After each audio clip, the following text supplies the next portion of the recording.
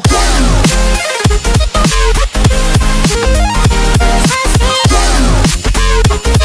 Avant le coup d'envoi de ce match en retard comptant pour la 27e journée, les données étaient claires pour le Stade Rennais.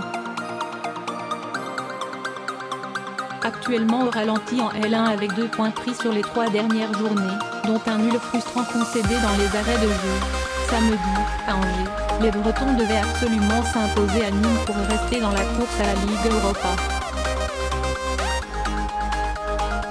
Mais en s'inclinant logiquement aux Costières, 3-1, ce mardi, les Rouges et Noirs ont sans doute dit adieu à leur rêve européen, du moins via le championnat. Des crocos plus mordants point à l'aller, le Nîmes olympique avait sombré au Roison Park, défait 4-0. Mais un déplacement aux Costières n'est jamais une partie de plaisir, l'OM ou le PSG peuvent en témoigner.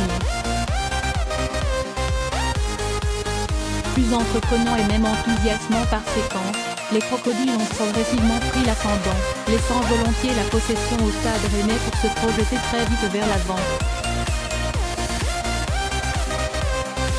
Une stratégie payante puisqu'après 2 énormes occasions en contre au quart d'heure de jeu, Nîmes a ouvert le score sur un coup franc de Savanier repris victorieusement de la tête par Ripa, 1-0, 24e.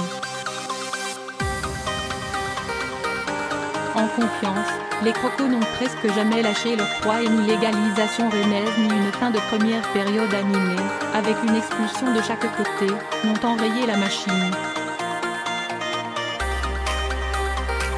Les Gardois ont ainsi inscrit 2 bijoux en deuxième mi-temps, d'abord sur une superbe demi-volée de Bouanga à l'angle gauche de la surface, 2-1, 54e, puis sur un missile de 25 mètres de Bobichon, 3-1, 72e.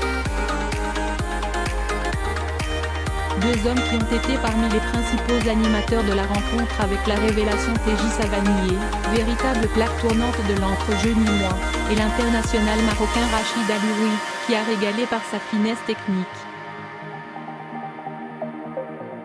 Des Rennais diminués et moussés. Grenier, Da Silva, Ben Sebeni et Zéphane blessés, Sarr et Niang préservés pour éviter un carton jaune synonyme de suspension pour la finale de Coupe de France.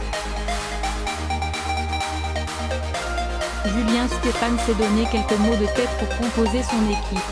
Sans surprise, les absences des titulaires ont pesé lourd pour les Rouges et Noirs, notamment dans la construction du jeu.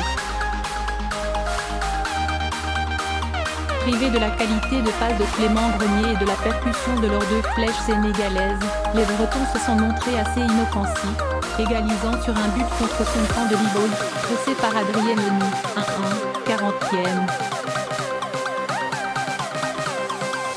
On a pourtant cru à un moment que le destin basculait en leur faveur avec l'exclusion du Nîmois Briançon, 45e, pour un tacle dangereux sur Ben Arfa, mais l'espoir n'aura duré que 2 minutes, le temps de voir Benjamin André rejoindre lui aussi les vestiaires. Expulsé pour 2 cartons jaunes évitables, dont un deuxième très sévère, le capitaine rennais avait d'ailleurs fait preuve jusque-là d'une nervosité inhabituelle. Peu inspirés et visiblement émoussés, les hommes de Julien Stéphane ne sont que très rarement parvenus à mettre en danger Bernardoni après la pause. Équipe française ayant joué le plus de matchs cette saison, le Stade Rennais a ainsi semblé payer l'addition ce mardi. Tout misé sur la coupe-point avec cette défaite, Rennes se fait doubler par son adversaire du soir et stagne dans le ventre mou, reculant à la 11e place. Les places européennes paraissent aujourd'hui quasi inaccessibles pour les Rouges et Noirs, désormais à 6 points de la 5e place détenue par l'OM, à cette journée de la fin du championnat.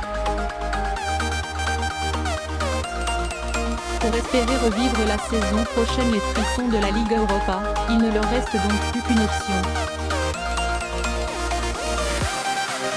Ils devront tout miser sur la finale de la Coupe de France, le 27 avril.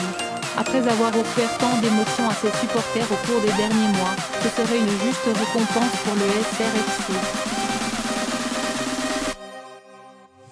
Mais pour cela, il faudra terrasser l'ogre parisien.